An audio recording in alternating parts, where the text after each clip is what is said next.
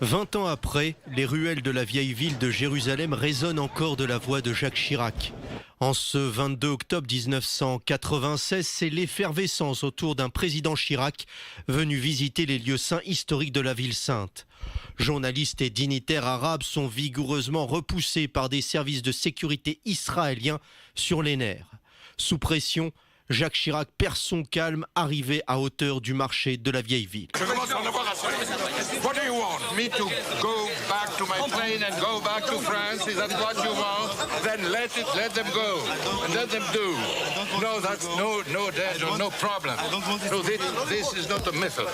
This is a provocation. That is provocation. It's not a provocation. Please, you stop now.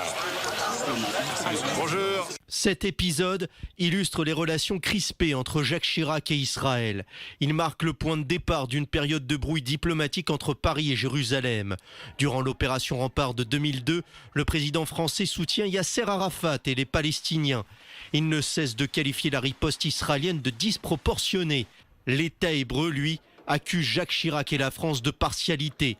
D'autant que pour Yasser Arafat, le président français est docteur Chirac depuis son admission en 1982 à l'hôpital militaire de Percy pour soigner sa maladie du sang.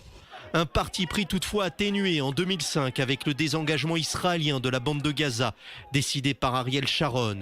Une décision qui vaut à l'ex-premier ministre israélien d'être reçu en grande pompe à l'Élysée au mois de juillet 2005. Objectif de la visite, mettre fin aux malentendus. Jacques Chirac loue les qualités d'homme d'État du chef du gouvernement de l'État hébreu et salue aussi son courage. Pourtant, l'idylle tourne court entre les deux hommes.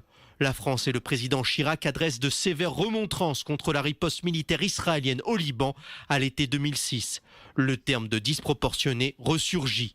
En parallèle, la France s'active à trouver une sortie de crise. Fort de ses étroites relations avec les autorités de Beyrouth, Jacques Chirac se mue en médiateur. Ces discussions aboutissent à la résolution 1701 des Nations Unies sur un arrêt des combats entre Israël et le Hezbollah libanais.